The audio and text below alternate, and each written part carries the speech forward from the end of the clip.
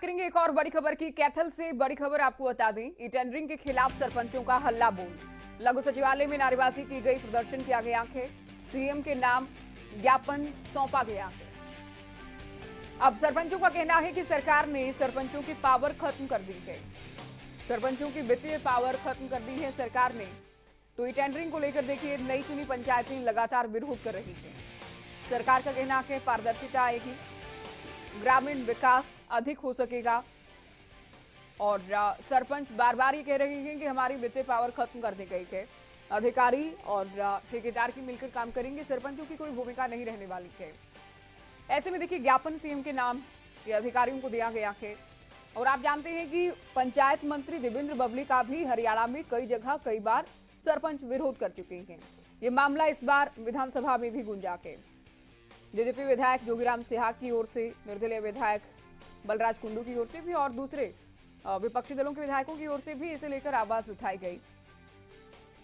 खुद देवेंद्र बबली भी इसे लेकर जवाब दे चुके हैं और सीएम भी इस बात को लेकर कह चुके हैं कि किसी की कोई पावर खत्म नहीं की गई है, बल्कि काम अधिक पारदर्शिता के साथ हो सके, इस बात को केवल सुनिश्चित किया जा रहा है।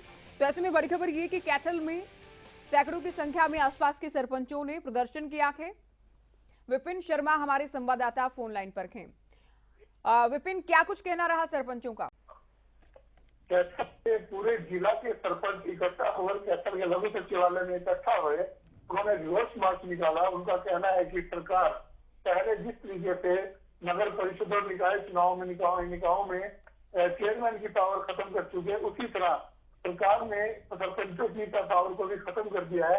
अब ई टेंडरिंग के माध्यम से विकास कार्य करवाए जाएंगे। इन सरपंचों का कहना है कि ई टेंडरिंग के विकास कार्य में जो काम की क्वालिटी है वो अच्छी नहीं होगी। दूसरा, विकास कार्य जो आज होना है, टेंडरिंग होगी, कब लगेंगे, कब काम होगा, इसके बारे में कोई नहीं पता होगा। तीसरा उनका कहना है कि ई टेंडरिंग के माध्यम से सरकार सरपंचों की जो पावर खत्म हुई है, अब उनको विधायकों के चक्कर काटने पड़ेंगे विकास कार्य करवाने के लिए। जबकि हिंदुस्तान में पंचायतों को सर्वोच्च दर्जा मिला है, जैसे पीएम, सीएम और सरपंच। पंचायत चुनाव जो सरपंच होता है उसको एक पावर होती है, वो सारी पावर खत्म कर दी है। यह निंदनीय है, इसके खिलाफ कैथल से मोर्चे की शुरुआत हो गई है।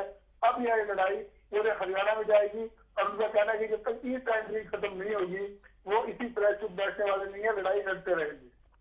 चलिए, बहुत शुक्रिया विपिन, ये पूरी जानकारी आपने दी। जब तक ई टेंडरिंग को खत्म नहीं किया जाता, देखिए है क्या कि पहले भी हालांकि टेंडर के जरिए काम होता रहा, ये पंचायतें बनाई गई हरियाणा में, पिछले टेन्योर की आप बात करते हैं, लेकिन इस बार 2 लाख से अधिक के जो काम के, जो विकास कार्य के, उनके टेंडर अधिकारी करने वाले हैं और ठेकेदार इसके लिए। चूंकि सरकार का दावा तो ये है, विभाग का दावा ये है कि इससे पारदर्शिता आएगी और इसमें सरपंचों की पावर खत्म करना या सरकार जो सरपंच है उनकी भूमिका कम हो जाना, ऐसा कुछ नहीं होने वाला कि केवल विकास कार्य ही तेजी से होंगे, इस बात को सुनिश्चित किया जा रहा है। अब सरपंचों का कहना है कि वो काम नहीं करवा पाएंगे या उनकी कोई भूमिका नहीं रहने वाली है और उनकी पावर खत्म कर दी गई है।